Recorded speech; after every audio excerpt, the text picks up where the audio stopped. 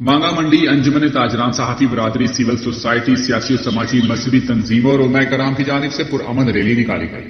ہمارے تحصیل رپورٹر محمد عمران کی رپورٹ کے مطابق مانگا منڈی میں بھارتیہ جنتا پارٹی کی مرکزی رہنما کی جانب سے آقائے دو جہاں رسول خدا صلی اللہ علیہ وآلہ وسلم کی شان میں گستاخی پر مانگا منڈی کی عوام نے شدید غم و غصے کا اظہار کرتے ہوئے بی جے پی رہنماؤں کے بیان کے خلاف پرامن ریلی نکالی، جس میں اہل علاقہ اور مختلف مکاتب فکر سے تعلق رکھنے والے سینکڑوں افراد شریک ہوئے، جنہوں نے بھارتی حکومت کے خلاف لکھے نعروں کے پلے کارڈز، بینرز، پینا فلیکس اٹھا رکھے تھے،